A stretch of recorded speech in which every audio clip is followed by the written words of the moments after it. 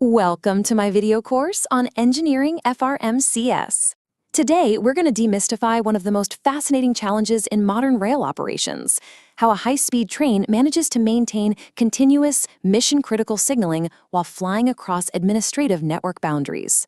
We'll be exploring exactly how the 5G Future Railway Mobile Communication System handles these highly complex end-to-end call flows without dropping a single vital packet. Here's a quick look at how we'll break down this module. First, we'll cover automatic train protection. Section 2 is establishing MCDATA connectivity. Section 3 will look at the responsibility handover. Section 4 covers nominal boundary transitions. And finally, Section 5, non-nominal call flows. All right, let's dive right into Section 1, automatic train protection. To really grasp the network architecture here, we first need to understand the applications that are actually driving it, namely Automatic Train Protection, or ATP, and the European Train Control System, better known as ETCS. These are safety-critical applications, meaning they require highly reliable host-to-host connections. An onboard entity has to communicate directly and securely with a trackside entity. In this environment, there is literally zero room for ambiguity. This direct connection is the entire basis of the ETCS moving block approach. You can think of it as a continuous, high-speed conversation. The train is constantly pinging out precise position and integrity reports. Down on the ground, trackside radio block centers, we call them RBCs, evaluate all that data and instantly transmit a movement authority message back to the train. That message is what actually gives the train permission to enter a specific track segment at a specific speed. And that brings us to the ultimate stake here. Because ETCS is a safety-critical application, its default fail-safe state is immediate intervention. Simply put, if that data stream drops, the train stops. Period. And as we know, unnecessary halts disrupt the entire rail network. So our core goal as engineers is to make absolutely sure that drop never, ever happens. Moving right along to Section 2, establishing metadata connectivity. So, how do we lay down the digital tracks for this data? Here is the precise step-by-step transaction flow an onboard ETCS system uses to establish its IP session. It kicks off with the MCX client initiating a session request. Next, a functional alias resolves the destination URI for the trackside system. Once everything is authorized, an MCDATA IP point-to-point connection is assigned, and finally, a GRE tunnel is established.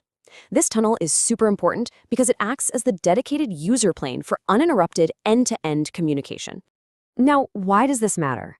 Well, it's crucial to keep our perspective here. We're throwing around a lot of deep technical signaling terms: URIs, functional aliases, GRE tunnels. But out in the physical world, this sub-second digital handshake is the invisible, highly reliable force that allows a massive train to safely travel at speeds topping 300 kilometers per hour. It's essentially the digital rail that the physical train rides on. Okay, Section 3, the responsibility handover. What happens when a moving train crosses a network border? We can think of this process as the baton pass. As our train leaves the control area of RBCA and speeds into the territory of RBCB, it's crossing administrative network boundaries within the MCX service domain. That active communication session has to be handed off seamlessly from the old trackside system to the new one without missing a beat.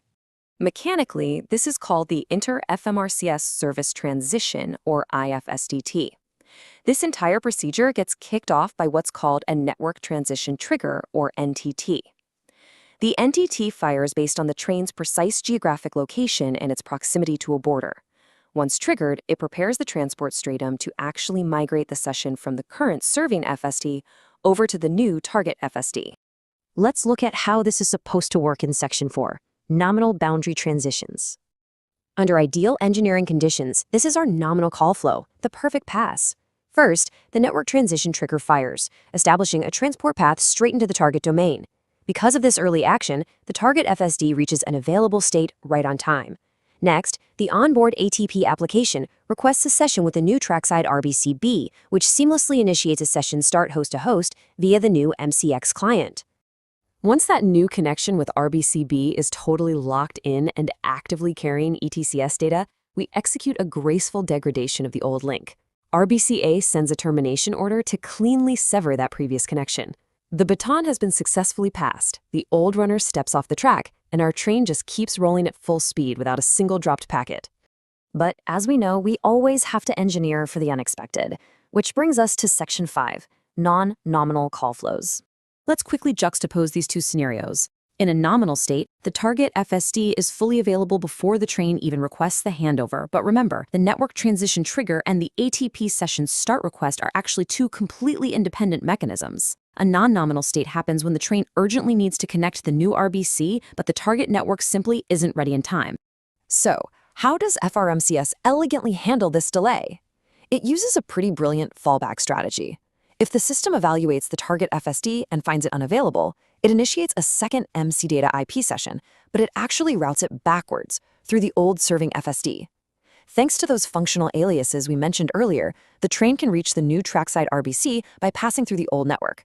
This buys the system critical time until the target network comes fully online, at which point the connection is transparently migrated over. The real-world impact of this fallback mechanism is absolutely massive.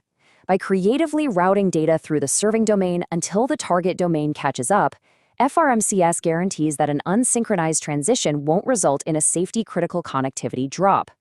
The movement authority data never stops flowing, which means the train never unnecessarily halts at a border. It's a real game-changer for cross-border reliability. As we continue to perfect these highly complex, seamless edge handovers, it really makes you look ahead. How will this incredibly robust FNCS architecture pave the way for fully autonomous rail operations? Because for sure, autonomous trains are going to rely entirely on these exact zero-drop handover principles to function safely. It's a fascinating engineering challenge for the next generation of rail infrastructure. Thanks, we can see you next video.